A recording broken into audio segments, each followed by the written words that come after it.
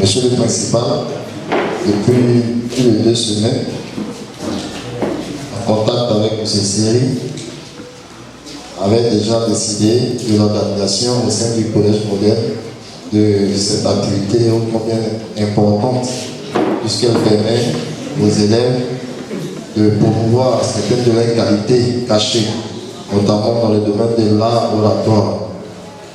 Donc, nous sommes ici réunis ce matin pour cette activité et je remercie les organisateurs. Donc, sur ce, je souhaite très bonne activité et que les meilleurs soient prévenus. Merci beaucoup.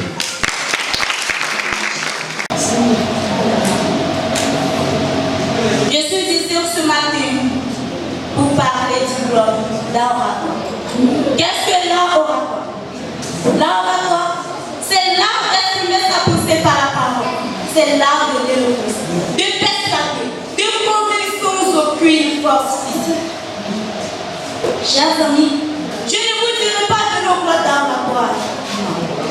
Je ne dirai pas l'art oratoire, mais je vous dirai, venez au club de la réussite. Venez au club du meilleur. Le club d'oratoire, c'est le club qui nous forme, informe et qui nous éduque. C'est ce. Merci bien.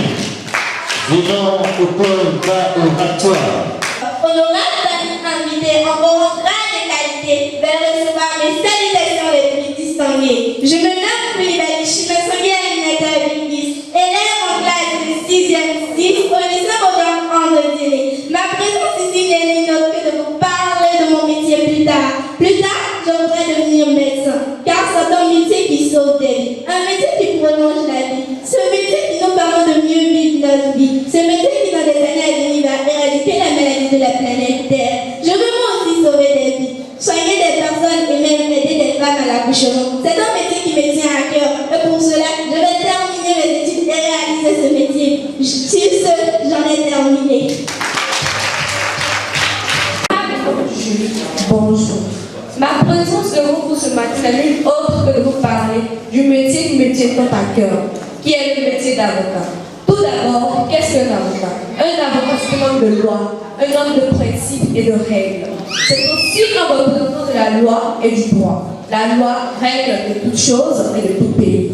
Parce que être un avocat, ce n'est pas se laisser ajouter sa conscience comme certains manifestants le font.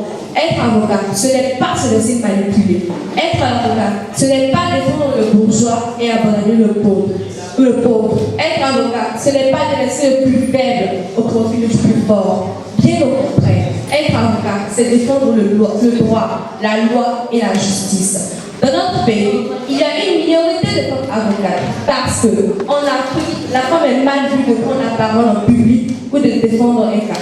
L'exemple le plus frappant jusqu'à nos jours vient de nos parents au village, en assemblée, et se vit encore à nos contrées imperméable aux droits de la femme, à son émancipation et à son autonomisation. Mais si je l'ai choisi, c'est sans doute le plaisir des autres, parce que c'est une profession de communication qui nous permet d'être les plus faibles, peu importe le genre, la race, le sexe, l'ethnie, la religion ou encore le parti politique.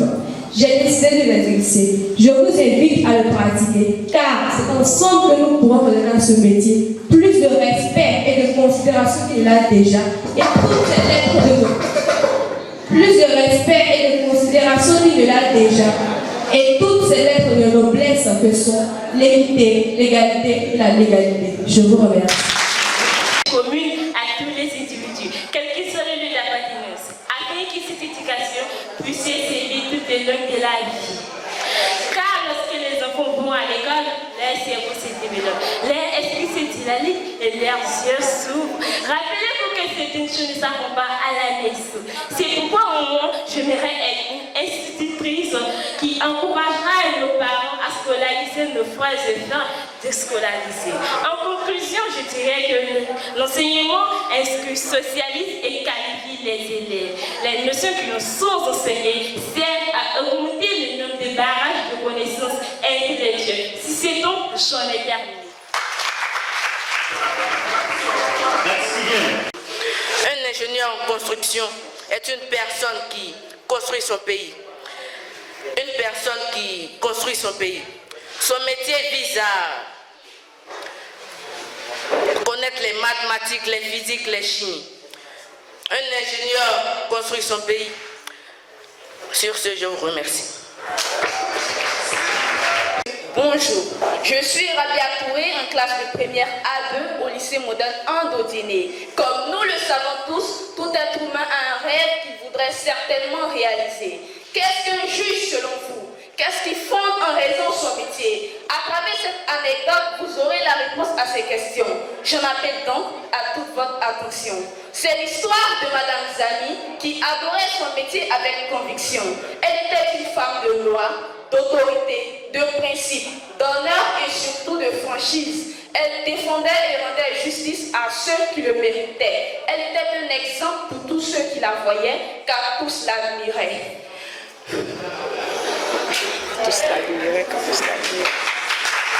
Et mon rêve est de faire et de devenir comme cette dame.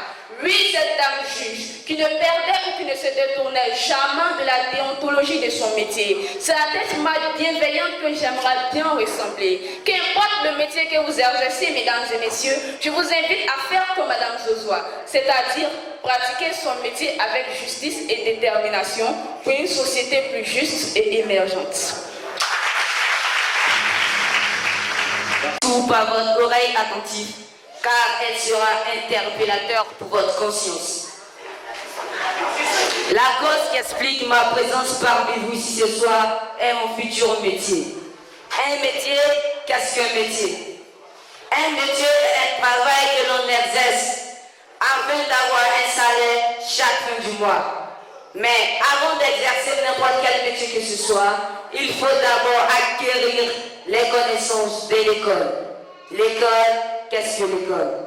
L'école est un lieu mythique où l'on apprend à être un être spirituel et acquiert des connaissances inimaginables, incalculables, inestimables et indétectables. Personnellement, j'aimerais être plus tard un grand informaticien. Car comme tout métier, ce métier nous apporte au plan financier comme intellectuel. Comme avec tendance à dire ce grand homme Guadardo Pablo Alesca Vesquez Guamani Wandira, nul n'est conscient de sa conscience que lorsqu'il est conscient de ses inconscients. Chers amis, ce simple proverbe doit interpeller notre conscience.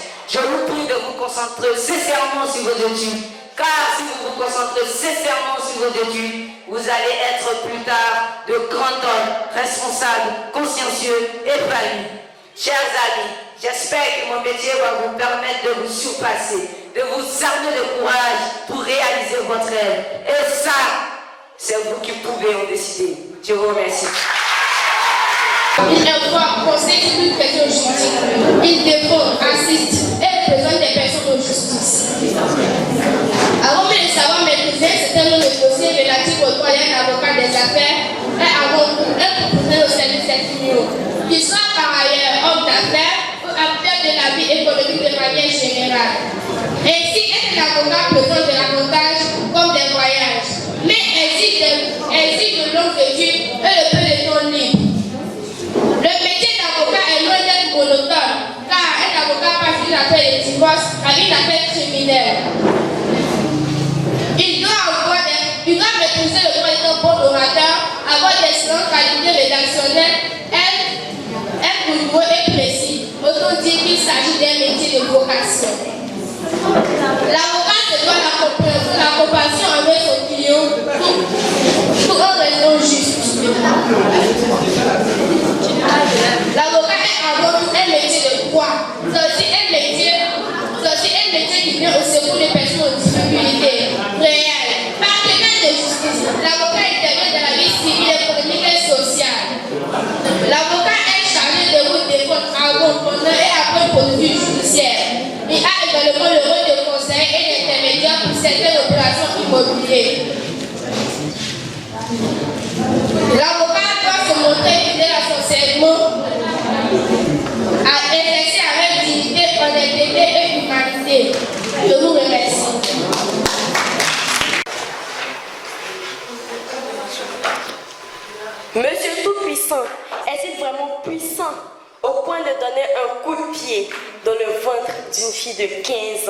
enceinte de 2 mois. Messieurs les membres du jury, honorables invités, recevez mes salutations les plus distinguées. Monsieur Sinclair, enseignant de son état, a courtisé Mademoiselle Sinclair, élève de 15 ans en classe de seconde, qui fait la fierté de ses parents et de son établissement, au point de la mettre enceinte. L'acte posé par M. Sinclair est-il légal? Que dit l'éthique et la déontologie de l'enseignant à ce sujet? Que dit le code pénal à ce sujet?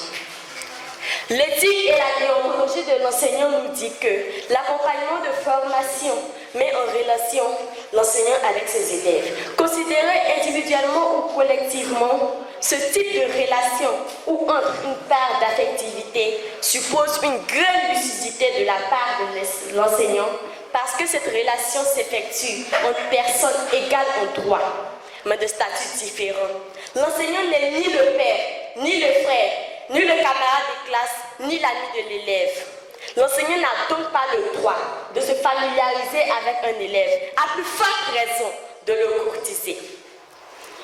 L'alinéa 1 de l'article 403 du Code pénal dispose que constitue un viol tout acte de pénétration vaginale, anale, buccale ou de quelque nature qu'il soit à but sexuel imposé à autrui sans son consentement en usant d'une partie du corps humain ou d'un objet par violence, menace, contrainte ou surprise. L'alinéa 2 de l'article 403 dispose que constitue également un viol tout acte de pénétration vaginale, anale, buccale ou de quelque nature qu'il soit à but sexuel commis sur un mineur de 15 ans, même avec son consentement. En mettant enceinte Mademoiselle Sinclair, monsieur âgé de 15 ans, monsieur Tout-Puissant a donc commis un viol. L'alinéa 1 de l'article 404 du Code pénal dispose que le viol est puni de l'emprisonnement à vie lorsqu'il est commis sur un mineur. Dans le cas d'espèce, M. Sinclair a courtisé Mademoiselle Sinclair, âgée de 15 ans, sachant très bien qu'elle est mineure. M. Sinclair doit répondre de ses actes. Nous voulons que la loi soit appliquée dans son entièreté. Nous voulons que M. Sinclair soit condamné à une peine d'emprisonnement à vie, afin qu'il serve de leçon aux enseignants qui s'adonnent à ce genre de pratique. À la question de savoir qui t'a enceinté, le temps pour Mademoiselle Sinclair de répondre, c'est M. Sinclair, mon professeur de bivalent. M. Tout-Puissant, son père biologique, lui avait déjà envoyé un coup de pied dans le ventre en ces termes. Je vais te faire accoucher tout de suite. Sachant très bien qu'elle est enceinte de 2 mois et qu'on n'accouche pas à 2 mois. Que dit le Code pénal à ce sujet? L'article 381 du Code pénal dispose que quiconque volontairement porte des coups ou fait des blessures est puni de l'emprisonnement de 5 ans à 20 ans lorsque les coups portés et les blessures faites, même sans intention de donner la mort, l'ont pourtant occasionné. Certes, d'aucuns me diront que Mademoiselle Sinclair n'est pas morte, mais l'on nous signale qu'elle se trouve actuellement entre la vie et la mort. L'acte posé par M. Tout-Puissant est un acte criminel, une tentative de crime. L'article 380 du Code pénal dispose que est puni de 10 ans à 20 ans d'emprisonnement quiconque commet un meurtre. En principe, M. Tout-Puissant doit être puni d'une peine de 20 ans d'emprisonnement au regard de l'acte qu'il a posé. Mais sachant que M. Tout-Puissant est un père de famille, nous demandons la clémence du jury pour ne pas semer le chaos dans la famille. Cependant, pour ne pas encourager l'impunité, nous voulons donc, pour M. Tout-Puissant, une peine d'emprisonnement de 5 ans avec sursis. Je me tourne à présent vers le Conseil national des droits de l'homme à travers sa représentation locale, la Commission régionale des droits de l'homme d'Odienné, afin que des campagnes de sensibilisation quant au droit à la liberté d'expression soient menées, car si M. Tout-Puissant avait laissé Mademoiselle Sinclair s'exprimer, le coup de pied ne serait peut-être pas intervenu. Je vous remercie.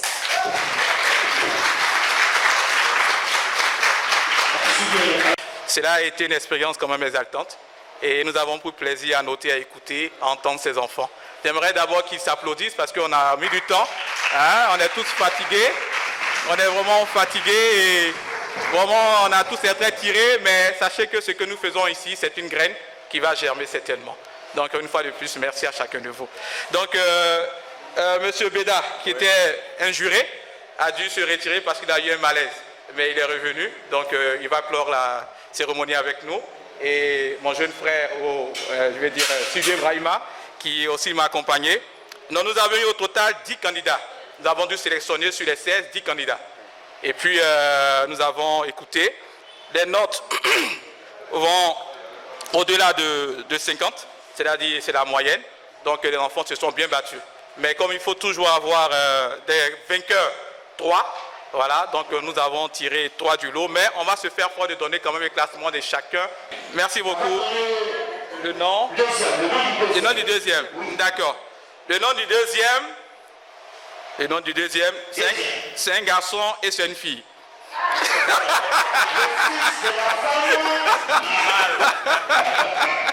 Donc le deuxième avec 82 points, il se nomme Bamba Seydou. On se dit toujours debout, mais pour l'instant pas.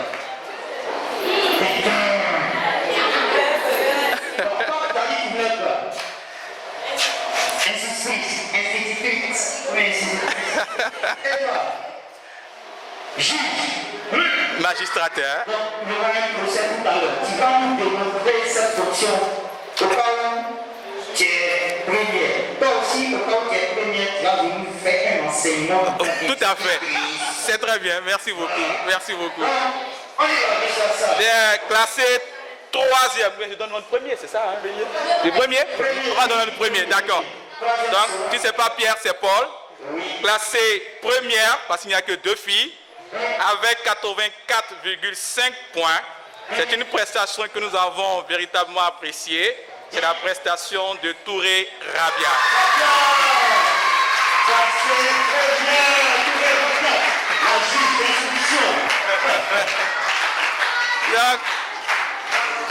Donc la troisième, bien sûr, c'est Cissé Fatim avec 75,5 points. Merci beaucoup.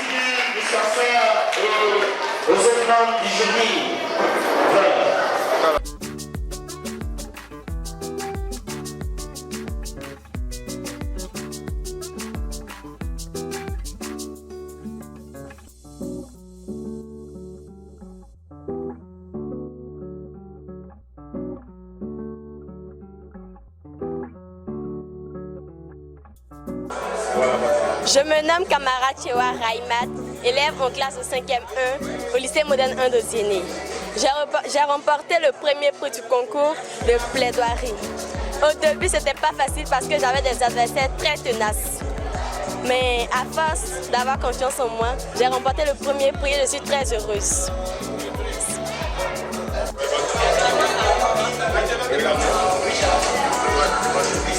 Je me nomme Touré Rabia Zeynab en classe de première A2 au lycée moderne 1 d'Oziéné. Je viens de participer au club d'art oratoire et je suis vraiment très heureuse d'être la vainqueur. C'était vraiment stressant, mais j'ai fait avec.